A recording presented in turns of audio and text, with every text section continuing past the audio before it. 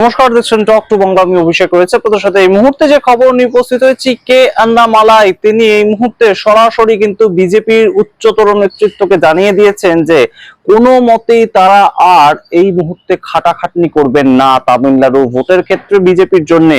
তার কারণটা কি, এই মুহূর্তে সরাসরি তাদের যে সিট শেয়ারিংটা 27খানা সিট তাদেরকে এআইএডিএমকে ছেড়েছে তামিলনাড়ুতে লড়বার জন্য, সেটা কোনো মতেই তাদের পছন্দ হয়নি এবং তারা বলছেন যে এই 27খানা সিট এমন ভাবেই ছাড়া হয়েছে যাতে আমরা কোনো সিটেই না জিততে পারি। অর্থাৎ আপনারা বোঝার চেষ্টা করুন, এই মুহূর্তে ভারতীয় জনতা পার্টি যদি তামিলনাড়ুতে দাঁতই ফোটাতে না পারে তাহলে তাদের দক্ষিণ জয়ের যে একটা উল্লাস সেটা তারা কিভাবে পালন করবে।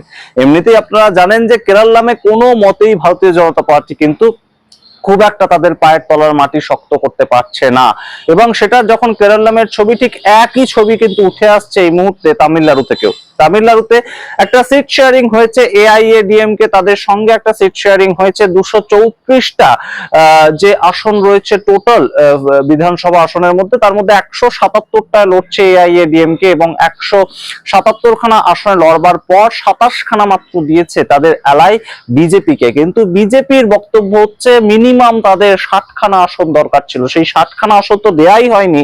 এমনকি যে 28খানা যে 27খানা এই মুহূর্তে আসন তাদের দেয়া হয়েছে, প্রত্যেকটা এমন জায়গা দেয়া হয়েছে অত্যন্ত কঠিন যেখানে লড়াই করবার, অর্থাৎ ডিএমকে যেখানে অত্যন্ত স্ট্রংলি এই মুহূর্তে একটা জায়গা দখল করে আছে। সুতরাং এই জায়গা থেকেও একটা জিনিস কিন্তু এই মুহূর্তে পরিষ্কার যে সিট শেয়ারিং কে নিয়ে কোনো মতেই বিজেপির অভ্যন্তরে একটা বিভিন্ন ধরনের সমস্যা তৈরি হচ্ছে। পশ্চিমবঙ্গের ক্ষেত্রে আমরা দেখতে পেয়েছি যে সিট শেয়ারিং হয়তো সেখানে নেই, সেখানে প্রার্থী পছন্দ হচ্ছে না, সাধারণ কর্মীদের প্রার্থী পছন্দ হচ্ছে না। আর তামিলনাড়ুর ক্ষেত্রে কি হয়েছে, যিনি প্রাক্তন রাজ্য সভাপতি, এই যে কে আন্নামালাই, তিনি বিজেপির প্রাক্তন রাজ্য সভাপতি, তার নিজেরই তিনি বলছেন যে আমি এই ইলেকশনে কোনো ধরনের কোনো কাজ করব না বিজেপির হয়ে, আমি কোনো ভোটেও লড়বো না, কোথাও কিচ্ছু করব না, আমি সম্পূর্ণ বসে গেলাম। অর্থাৎ তিনি বসে গেলেন মানে সম্পূর্ণ বিজেপি পার্টি সংগঠনই তো বসে গেল এই মুহূর্তে।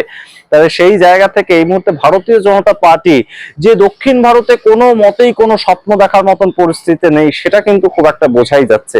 এবং তাদের টার্গেট এই মুহূর্তে তাহলে কোন কোন রাজ্যগুলো রইলো, একমাত্র রাজ্য কিন্তু আসাম, যেখানে তারা একটা ফলাফল করতে পারে তেমন একটা সম্ভাবনা রয়েছে।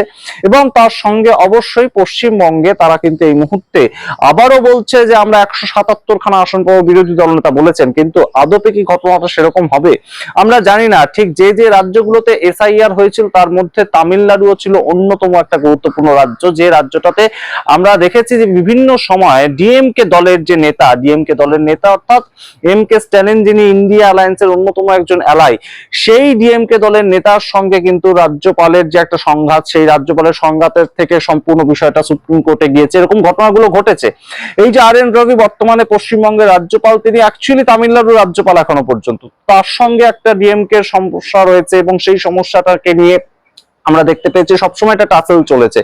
এবং সেই টাসেলটা কোথাও কি গিয়ে বিজেপি ভেবেছিল যে একদম সরাসরি ডিএমকে এর সঙ্গে যখন সমস্যা চলছে সেখান থেকে একটা আলাদা ফায়দা তৈরি করতে পারবো। কিন্তু ডিএমকে এর বিরুদ্ধে মানুষের যদি অ্যান্টি ইনকামবেন্সি থেকেও থাকে, তাহলে সেই ভোটটা কি সরাসরি কোথাও গিয়ে এআইডিএমকে এবং বিজেপির যে জোট তারা দখল করতে পারবে, তেমন কিন্তু আর প্রেক্ষাপটটা থাকছে না। অত্যন্ত একটা শোচনীয় পরিস্থিতি তৈরি হয়েছে, যেখানে ভারতীয় জনতা পার্টির কার্যকর্তা এবং প্রাক্তন রাজ্য সভাপতি তিনি কে আন্নামালাই, তিনি বলছেন আমরা ভোট থেকে সম্পূর্ণ সরে দাঁড়াচ্ছি, কারণ যে 27টা আসনে আমাদেরকে লড়াই করবার জায়গা দিয়েছে, সেই 27টা আসন কোনো মতেই সম্ভব নয় যে আমরা সেখান থেকে জিতে বেরিয়ে আসবো। বিভিন্ন প্রেক্ষাপটে ভারতীয় জনতা পার্টি লড়াইটা করে। মূলত তাদের যে প্রেক্ষাপটটা থাকে ভোটে লড়ার ক্ষেত্রে, সেটা হচ্ছে হিন্দুত্ববাদী ভোট, এবং হিন্দুত্ববাদী ভোটের ক্ষেত্রে একটা হিন্দু প্রধান এলাকায় তো তাদের দাঁড়াতে হবে, সেটা না হলে তো তারা তাদের সিটগুলো বের করে আনতে পারবে না। তাহলে সেই জায়গা থেকে সেই সমস্যাটাই কিন্তু তৈরি হয়েছে তামিলনাড়ুর ক্ষেত্রে, এবং যেটা নিয়ে এই মুহূর্তে বড় সড়ো একটা সমস্যা। এবং আপনারা জানেন এসআইআর এর প্রভাবে তামিলনাড়ুতেও কিন্তু বড় সড়ো একটা ভোট কাটা গিয়েছে। ভোট এখনো পর্যন্ত টোটাল যে ভোটটা ছিল সেই ভোটটা কাটা গিয়েছে। তো সেইটার ভিত্তি করেই কিন্তু এই মুহূর্তে পশ্চিমবঙ্গে ঠিক যেমন ভাবে তৃণমূল কংগ্রেসের কোর ভোটার কাটা গিয়েছে, সেটার পরিপ্রেক্ষিতে একদম ভারতীয় জনতা পার্টি ভাবছে যে তারা ক্ষমতা দখল করবে। ঠিক তেমন ভাবেই একটা যদি পজিশনে আসা যায় তামিলনাড়ুতে, সেটাও কিন্তু তারা সেখানে তেমন ভাবেই চেষ্টা করেছিল যে এসআইআর এর মাধ্যমে যে ভোটার কাটা গিয়েছে সেই ভোটারদেরকে সরিয়ে রেখে যদি ডিএমকে এর বিরুদ্ধে একটা অ্যান্টি ইনকামবেন্সিকে সামনে রেখে ক্ষমতা দখল করার লড়াই, কিংবা এআইডিএমকে তাদের পক্ষ থেকে মুখ্যমন্ত্রী হলো,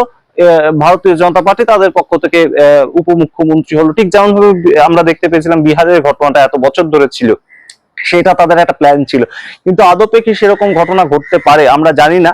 এবং ইতিমধ্যেই কে আন্নামালাই এতটাই ক্ষেপে গিয়েছেন, তিনি সরাসরি অমিত শাহকে চিঠি লিখে এটা জানিয়েছেন। বোঝার চেষ্টা করুন আপনারা ভারতীয় জনতা পার্টির মধ্যে সাংগঠনিকভাবে কত বড় একটা সমস্যা তৈরি হয়েছে, যে সরাসরি একদম অমিত শাহ যখন একদম গেছেন তামিলনাড়ুতে গিয়ে তিনি এআইএডিএমকে তাদের সঙ্গে বৈঠক করেছেন এবং তাদের ইস্তেহার প্রকাশ করছেন, সেই সময় ভারতীয় জনতা পার্টির প্রাক্তন রাজ্য সভাপতি তিনি বলছেন যে আমরা কাজ করব না। অর্থাৎ এই জায়গা থেকেই কিন্তু একটা বড় সড়ো গ্যাপ তৈরি হচ্ছে, যেটা কিন্তু অবশ্যই প্রভাব ফেলবে এই মুহূর্তে। তেমনই মনে করছেন রাজনৈতিক পর্যবেক্ষকরা যে তামিলনাড়ু জয় সেটা কিন্তু অধরাই থেকে যাবে এই মুহূর্তে। কেরালা ঠিক যেমন ভাবে ইউডিএফ জোট জিততে পারে তেমন একটা সম্ভাবনার কথা দেখা দিয়েছে, তামিলনাড়ুতে কিন্তু আবারও একটা যে ত্রিমুখী লড়াই হওয়ার কথা ছিল সেটা কিন্তু নাও হতে পারে, যেহেতু এই মুহূর্তে বিজেপি সম্পূর্ণভাবে সরে যাচ্ছে। একদম বলা যেতে পারে সাংগঠনিক ভাবে তারা হয়তো লড়াই করবে, তারা যাদেরকে ক্যান্ডিডেট দিয়েছে তারা প্রচার করছে লড়াই করবে, কিন্তু এই যে প্রথম ফেজের যে ভোট, সেই প্রথম ফেজের ভোটটাতে শেষ পর্যন্ত বিজেপিকে নিজেদের আসন যে 27টা তার মধ্যে একদম নিজেদের দখল করতে আনতে পারবে, 27টার মধ্যে একটা আসন। এটা কিন্তু একটা অবশ্যই গুরুত্বপূর্ণ প্রেক্ষাপট, এবং অবশ্যই এই যে জায়গাটা তৈরি হয়েছে তামিলনাড়ুতে, সেটা শুধুমাত্র তামিলনাড়ুকে কেন্দ্র করে তেমন কিন্তু না, সম্পূর্ণ দক্ষিণ ভারতেই কিন্তু বিজেপির এখনো পর্যন্ত যে একদম মাটি শক্ত করার বিষয়টা, সেটা কিন্তু তামিলনাড়ুর মধ্যে দিয়েই শুরু হয়েছিল, সেটা এখন কিন্তু আবারও শেষ হতে যাচ্ছে। এমন একটা জায়গা কিন্তু তৈরি হয়েছে এই মুহূর্তে। ভোটের আগে একদিনেই ভোট হবে, সম্পূর্ণ 234টা আসনেই ভোট হবে তামিলনাড়ুতে, কিন্তু আবারও কিন্তু ডিএমকে সরকার ফিরে আসতে পারে। তাদের যদি কেউ কোনো জোট যদি তাদেরকে একটা বাধা দিতে পারে, অর্থাৎ তাদেরকে সম্পূর্ণভাবে আটকানোর চেষ্টা করতে পারে, সেটা কিন্তু একমাত্র নতুন যে পার্টি টিভিকে পার্টি তাদের পক্ষ থেকেই হতে পারে। আমরা ইতিমধ্যেই আপনাদেরকে জানিয়েছি যে টিভিকে পার্টিকে একদম বিভিন্নভাবে ডিস্টার্ব করেছে অলরেডি ভারতীয় জনতা পার্টি, তার বিভিন্ন সভায় স্ট্যাম্পেড হয়ে গেছিল, সেই জন্য তাকে দিল্লিতে ইডি ডেকে এনেছে, ইডি তাকে জিজ্ঞাসাবাদ করেছে, ইত্যাদি ঘটনা ঘটেছে। এবং টিভিকে পার্টির প্রতিষ্ঠাতা তিনি অভিনেতা থালাপাতি বিজয়, আপনারা জানেন, কিন্তু সেই থালাপাতি বিজয় ছাড়া এই মুহূর্তে কিন্তু ডিএমকে এবং কংগ্রেসের যে জোট, তার সঙ্গে সিপিআইএম তাদের সঙ্গেও যে জোট তৈরি হয়ে আছে, তারা ছাড়া আর কেউ কিন্তু কোনোভাবেই এআইডিএমকে এই মুহূর্তে খুব একটা পাল্লা দিতে পারবে না, তেমনই কিন্তু একটা প্রেক্ষাপট। এবং অবশ্যই বিজেপিতে একটা বড় ভাঙনের ছবি ধরা পড়েছে তামিলনাড়ুকে কেন্দ্র করে, যেমন ঠিক তেমন ভাবেই অন্যান্য প্রভিন্সের ক্ষেত্রেও কিন্তু একই সমস্যা দেখা দিয়েছে। যতই বলুন না কেন এই মুহূর্তে অমিত শাহ বঙ্গে এসে যে অঙ্গবঙ্গ কলিঙ্গ আমরা দখল করব এবং বিভিন্ন রাজ্যের মতন এই মুহূর্তে তামিলনাড়ুকেও আমরা টার্গেট করছি, কিন্তু টার্গেট কি আদপেই শেষ পর্যন্ত সঠিক হবে, নাকি সাংগঠনিক দুর্বলতা আরো একবার একদম সমস্ত কিছুকে ছাপিয়ে যাবে এবং এআইএডিএমকে কিছু সিট পাবে এবং তারা ঠিক যেমন ভাবে বিরোধীর জায়গায় ছিল ঠিক তেমন ভাবেই থেকে যাবে। অবশ্যই এই মুহূর্তে বড় একটা জায়গা কিন্তু তৈরি হয়েছে যে ইন্ডিয়া অ্যালায়েন্সের মমতা বন্দ্যোপাধ্যায়, তার যেমন একটা জায়গা পশ্চিমবঙ্গের ক্ষেত্রে তৈরি হয়েছে, ঠিক তেমন ভাবেই ইন্ডিয়া অ্যালায়েন্স টিকে থাকতে পারে, সেটা কিন্তু তামিলনাড়ুর ক্ষেত্রেও একটা জায়গা অবশ্যই তৈরি হয়েছে। আসামের ক্ষেত্রে যা খবর এখনো পর্যন্ত আসছে, হেমন্ত বিশ্ব শর্মা যে যতই তার বিরুদ্ধে অ্যান্টি ইনকামবেন্সি থাকুক না কেন, পোলারাইজেশনের যে মাধ্যম, পোলারাইজেশনের ভোটের মাধ্যমে তার কিন্তু আবারও জয় হতে পারে, তেমন একটা অবশ্যই খবর আছে। কংগ্রেসের পক্ষ থেকে গৌরব গগৈ চেষ্টা করছেন সাংগঠনিকভাবে, কিন্তু অবশ্যই এখনো পর্যন্ত তামিলনাড়ুতে কিন্তু সবচেয়ে আগে একটা কোথাও গিয়ে ভারতীয় জনতা পার্টি তাদের যে সাংগঠনিক দুর্বলতা সেই ছবিটা বেরিয়ে এলো। আপনারা সামগ্রিক রিপোর্টের ভিত্তিতে কি মনে করেন অবশ্যই কমেন্ট বক্সে কমেন্ট করুন। দেখতে থাকুন টক টু বাংলা, অবশ্যই টক টু বাংলা ইউটিউব চ্যানেলকে সাবস্ক্রাইব করতে ভুলবেন না। ধন্যবাদ।